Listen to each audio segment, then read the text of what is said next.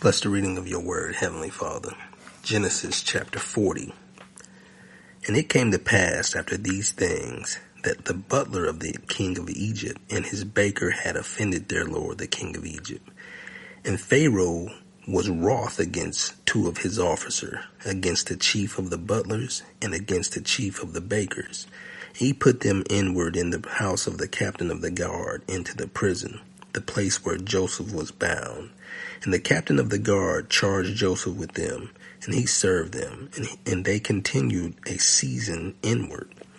And they dreamed a dream, both of them, each man his dream in one night, each man according to the interpretation of his dream, the butler and the baker of the king of Egypt, which were bound in the prison. And Joseph came in unto them in the morning, and looked upon them, and behold, they were sad.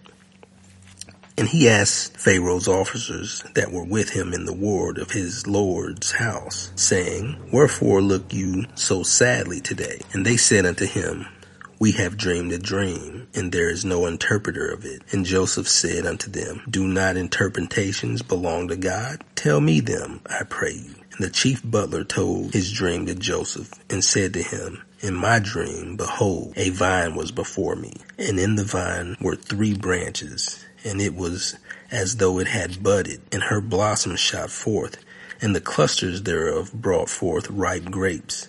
And Pharaoh's cup was in my hand, and I took the grapes, and I pressed them into Pharaoh's cup, and I gave the cup into Pharaoh's hand. And Joseph said unto him, This is the interpretation of it. The 3 branches are 3 days. Yet within 3 days shall Pharaoh lift up thine head, and restore you unto your place, and you shall deliver Pharaoh's cup into his hand, after the former manner when you was his butler. But think on me when it shall be well with you, and show kindness, I pray you, unto me, and make mention of me unto Pharaoh, and bring me out of this house. For indeed I was stolen away out of the land of the Hebrews, and here also have I done nothing that they should put me into the dungeon. When the chief baker saw that the interpretation was good, he said unto Joseph, I also was in my dream, and behold, I had 3 white baskets on my head, and the uppermost basket there was all manner of baked meats for Pharaoh, and the birds did eat them out of the basket upon my head.